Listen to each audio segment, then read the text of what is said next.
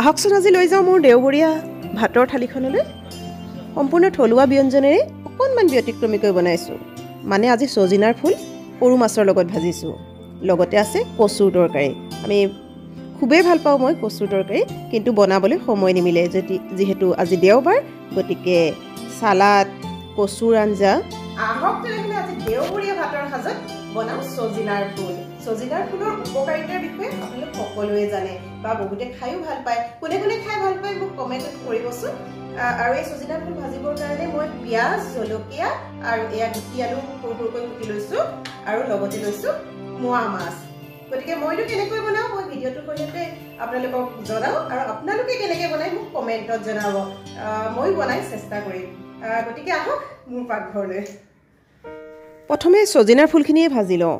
গতিকে কেৰাহী দুখন গৰম কৰি তেল দি লৈছোঁ। মই মিঠাতেল ব্যৱহাৰ কৰিছোঁ, আৰু তেলখিনি গৰম হোৱাৰ লগে লগে মই কাটি থোৱা পিঁয়াজ, জলকীয়া ইয়াত দি দিছোঁ। পিঁয়াজ আৰু জলকীয়াখিনি অলপ সময় ভাজি ল'ম, আৰু তাৰ পাছতে গুটি আলুখিনি দি দিছোঁ। ইয়াত অৱশ্যে পৰিমাণ অনুসৰি নিমখ আৰু হালধি দিব লাগিব। আৰু এতিয়া সজিনাৰ ফুলখিনিও ইয়াত দি দিছোঁ। একেলগে গোটেইখিনি সিজি যাব। অন্য কোনো মছলা ব্যৱহাৰ কৰা নাই। ভালদৰে লৰাই ইয়াত ঢাকোন দি সিজিবলৈ দিম।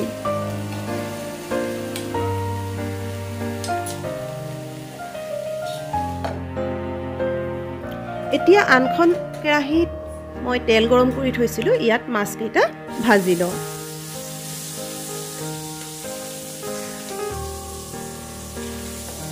প্ৰথমে মাছখিনি ভালকৈ ভাজি লওঁ, তাৰ পাছত সজিনাৰ ফুলৰ লগত মিক্স কৰি একেলগে তৰকাৰীখন বনাই পেলাম। আৰু এয়া মাছখিনি ভাজি ল'লোঁ। ফ্ৰাই হৈ যোৱাৰ পাছত এয়া উঠাই ল'লোঁ, আৰু যিকেইটা বাকী আছিলে গোটেইখিনি একেলগে ভাজি লওঁ।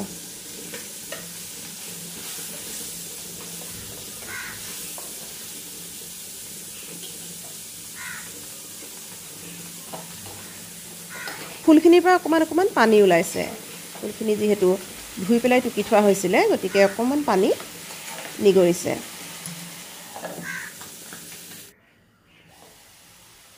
কিছু সময় ভাজিলোঁ, ঢাকোন দি লৰাই লৰাই ভাজিলোঁ।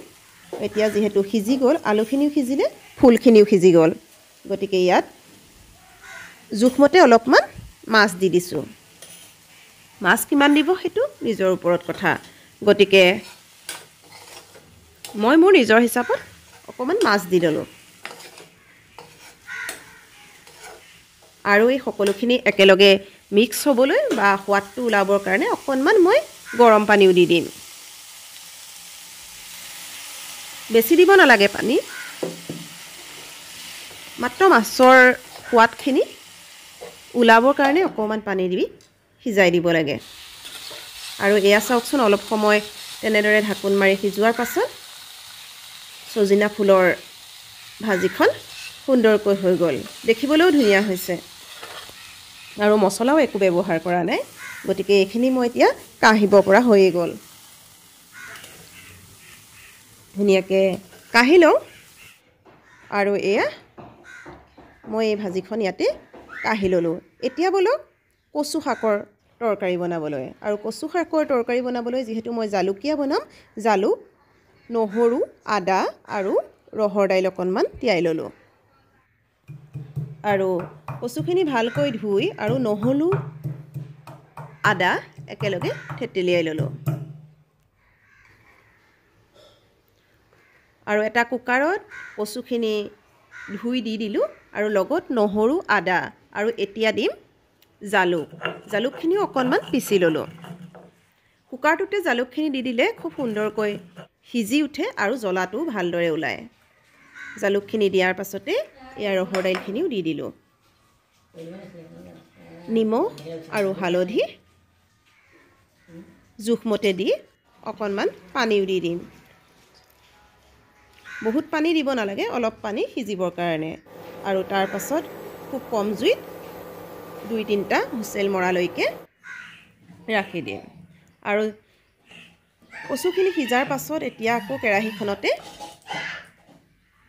তেল অকণমান গৰম কৰি ল'লোঁ আৰু ইয়াত মই আকৌ পিঁয়াজ নহৰু আদা একেলগে ভাজি ল'ম অৱশ্যে তেজপাত দুখিলাও দিলোঁ আৰু সম্পূৰ্ণ সিজি কোমলি যোৱা কচুখিনি ভালদৰে ভাঙি ল'লোঁ ঘুটনিৰ সহায়ত যদি ফেটি দিব পৰা যায় বেছিয়ে ভাল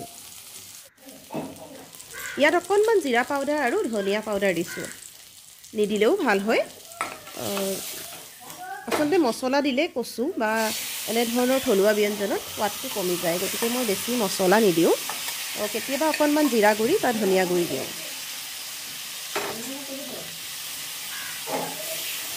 এতিয়া এইখিনি অকণমান দেৰি ভাজিম লগতে সম্পূৰ্ণ মিক্স হৈ যাবলৈ মই অকণমান হেতাখনেৰে ফেটাই দিছোঁ খুব সুন্দৰকৈ সিজি গৈছে গতিকে বেছি ফেটিব লগা হোৱা নাই অকণমান গৰম পানী মিহলাই এনেদৰে লৰাই দিছোঁ আৰু অলপ সময় উতলিবলৈ দিলোঁ অলপ সময় উতলাৰ পাছত এয়া খুব ধুনীয়াকৈ সিজি গৈছে আৰু কালাৰটোও ধুনীয়া হৈছে